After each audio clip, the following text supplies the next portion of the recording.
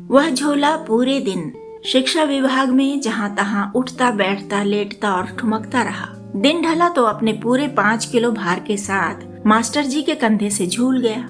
घरों की बत्तियां जल चुकी थीं जब मास्टर जी ने आतिथ्य के घर में प्रवेश किया। गृहपति ने कहा, अच्छा सुरेंद्र मास्टर हैं, आइए आइए।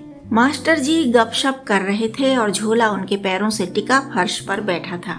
नौकर पानी के गिलास लाया जैसे हर अतिथि के आने पर लाता था। अतिथि के आने का पता फाटक की आवाज से और हॉल में बतियाने की आवाज से हो जाता था। पर्दा हटाकर जैसे ही नौकर हॉल में आया, अवाक रह गया। फिर चिल्लाहट दबाते हुए बोला, अरे सुर्री तुम। सुर्री यानी मास्टर जी ने पानी का गिलास उठाया और बोला, तुम्हारी ससुराल की भेंट लिए लिए घूमा हूँ पूरे शिक्षा विभाग में सारे दिन, ये लो संभालो। सुर्री से झोला लेकर घर का नौकर हीरा रसोई में गया। वहाँ नीलम सब्जी छौंक रही थी। हीरा ने कहा, माई ने आम भेजे हैं, कच्चे हैं और यह डिब्बा खोलता हूँ। हाँ घी है इसमें। नीलम ने कहा, बंद करो डिब्बा, झोला माँ जी के हाथ में दे आओ, वो जैसा कहेंगी वही करेंगे। हीरा गया मालकिन के पास। मालकिन ने उसे झोला अपने कमरे में ले जाने को कहा।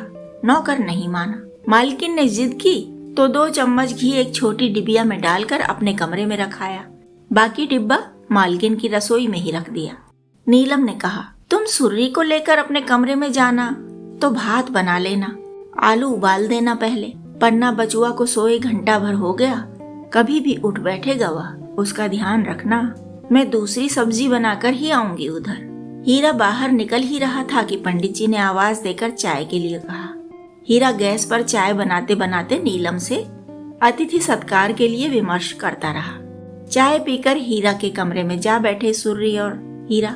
मालकिन यानी सुमित्रा जी ने फ्रिज की व्यवस्था देखी, झोले के आम देखे और कहा, नीलम सब्जी चढ़ाकर आम धो देना तुम, मैं पोंछ कर सुखा दूंगी। हीरा काट देगा रात को तो कल अचार डाल देंगे। 2 छोटे छोटे आम की चटनी भी बना लेते हैं, तुम्हारा मेहमान भी खा लेगा। हीरा रसोई में आकर आम धोने लगा। सुमित्रा जी ने पूछा, अतिथि को अकेला छोड़ आए हीरा? हीरा बोला, वो दिन भर ऑफिस में दौड़ता भागता थक गया है, पन्ना के पास लेटा है, घंटा भर आराम कर लेगा तब बतिया लेंगे, कल वापस चला जाएगा गाँव। नीलम ने पूछा, कैसे आई यहाँ, कोई काम था क्या?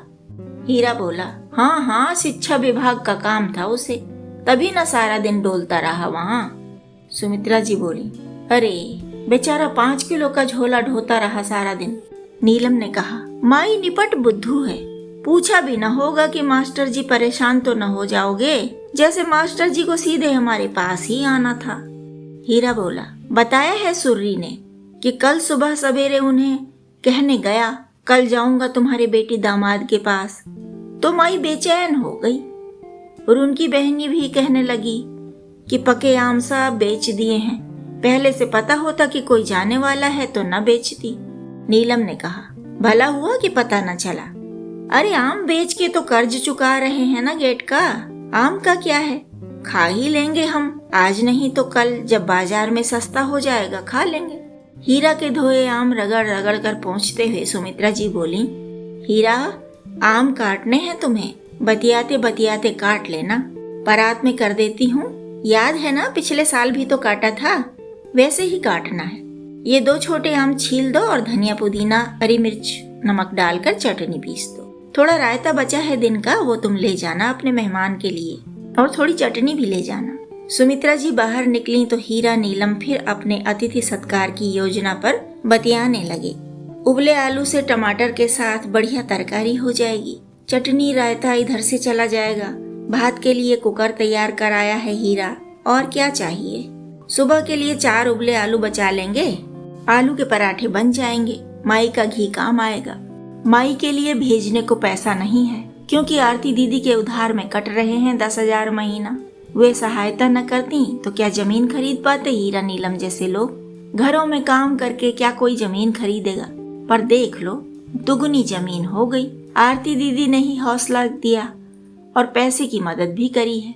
अभी कई महीने पंडित जी के खाते से आरती दीदी के खाते में पैसे जाते रहेंगे। 2,000 हीरा को मिल जाते हैं, उसी में 3 लोगों का खर्च उठाना है। वैसे खर्च है भी क्या, रहने को मुफ्त कमरा है, बिजली पानी का पैसा देना नहीं है, कपड़े खरीदने की जरूरत कभी पड़ती ही नहीं, चावल की बोरी खरीदते हैं, हीरा के गांव से दाल आती है, उसी को साल भर चलाने की कोशिश करते हैं, थोड़ा बहुत भाजी तरकारी लेते हैं, जो सबसे सस्ती हो वही ले लेते हैं, पन्ना का भी कोई खर्चा नहीं, माँ का दूध पीता है, थोड़ा दाल का पानी और चावल घोट कर दे देते हैं, पुराने कपड़ों के झबले सिल कर देती ही रहती हैं माँ जी।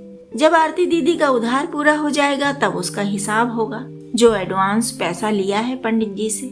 ऐसे ही कटता रहेगा 10-10 हजार हर महीना। जब सब पैसा चुकता हो जाएगा तभी गांव जाएंगे हीरा, नीलम और पन्ना। माई और रुनकी अभी तक वीडियो कॉलिंग पर ही पन्ना को बढ़ते हुए देख रही हैं और फोटो भी देखती हैं फोन पर ही, रघु भैया के फोन पर। यह अच्छा मौका है, सूर्य मास्टर के हाथ फोन भेज देंगे माई के लिए। हीरा वाला फोन वहाँ चला जाएगा और आरती ने जो अपना पुराना फोन दिया था नीलम को, उससे वे लोग यहाँ का काम चला लेंगे। माई कितनी खुश हो जाएगी फोन पाकर। वह शायद सीख न पाए चलाना, पर रुनकी सीख लेगी। थोड़ा सा तो सूर्य मास्टर भी समझा देगा, बाकी रघु भैया सिखा देंगे। कुछ बातें तो फोन पर ही बता दी जाएंगी, वह पकड़ लेगी, समझ लेगी। रघु भैया को नहीं दौड़ना पड़ेगा तब माई की झोपड़ी तक। रोज न सही पर हफ्ते भर में तो बतियाने का जी हो ही जाता है। फोन भेज देंगे तब रोज बतिया पाएंगे। वैसे रघु भैया के फोन से भी रोज बतियाई हैं उन दिनों, जब गाय दान की बात चल रही थी, जब माई के घर में लक्ष्मी के सपने देखे जा रहे थे, जब इन सपनों के मारे रुनकी की नींद उड़ी हुई थी, जब नीलम अपनी सखी और माई की खुशी में विभोर हो रही थी। आरती दीदी की शादी और गोदान के दिनों में उसने लाख कोशिश की कि रघु भैया को रोज परेशान न करे, पर रहा न गया। कहा भी भैया से कि कैसी तंग करने वाली बहन हूँ मैं, पर रघु भैया दिल के राजा हैं, वैसी ही भौजी भी हैं दिल की रानी। कितनी कितनी देर तक गाय की बातें करती रहती वे रघु भैया के फोन पर, लेकिन भैया एक दिन भी बुरा नहीं माने, नाराज नहीं हुए। समझी सब जनियों के मन की बात कि खुशी भी तो जैसे छप्पर फाड़ कर मिल रही थी उन्हें। कैसे न उछलती वह खुशी। वे दोनों भैया और भौजी हमारी खुशी में ही कितने खुश रहे। खुश न होते तो क्या अपने घर की बची ईंटों से माई की झोपड़ी पर फाटक लगवा देते। फोन पर दिखा भी दिया फाटक, ईंटों के खंभे, लोहे की जाली का फाटक। कहाँ सोच पाते गरीब लोग, पर देखो कितनी सुविधा कर दी। बांस अड़ाने में माई को कष्ट ही तो होता रहता था, बरसात में सड़ते भी रहते बांस। लोहे को रंग लगता रहेगा तो वह चल जाएगा बरसों बरस। उसके ऊपर से न बकरी कूद सकती है, न सांड उसे धकिया कर घुस सकता है। माई की बगीची में अब कोई लूट नहीं होती, कोई जानवर नहीं घुस पाता। रघु भैया का कर्ज तो चुक ही जाएगा लोटा लोटा दूध रोज देकर, पर जो लाड़ मिला उनसे, जो सहारा मिला, भरोसा मिला, उसे तो कभी नहीं चुका सकते। चलो फोन भेजकर रघु भैया का एक काम तो हल्का होगा, माई के पास दौड़कर फोन करने का काम। पर वे दोनों जन तो जाएंगे अब भी। माई और उनकी का कीर्तन जो भाता है उन्हें, गाते हैं वे भी साथ साथ। जब बैठते हैं तो रौनक वाला घर हो गया अपना। यही बातें जब हीरा और नीलम ने सूर्य मास्टर से कही तो मास्टर जी बोले, मैंने भी सुना है कई बार माई और उनकी का कीर्तन। वहाँ पास से निकलो तो सच में आत्मा छक जाती है। राम नाम का बड़ा प्रताप है भैया। हीरा ने कहा, राम रसायन का अमृत है सूर्य, बड़े भाग कि हमने पाया, माई की कुटिया ने गाया। सूर्य मास्टर ने कहा, भगत जी तुम्हारी संगत में और फिर पंडित जी की बातों से हम पर भी यह छाया। अब कि तुम गांव आओगे ना भैया, तो ऐसा ही कीर्तन हमारे घर पर भी करना होगा। हीरा और नीलम गंभीरता से समर्थन में सिर हिला रहे थे। कहानी पसंद आई हो तो लाइक करें, सब्सक्राइब करें और दोस्तों के साथ शेयर करें। और हाँ, कमेंट करना और नोटिफिकेशन बेल दबाना ना भूलें।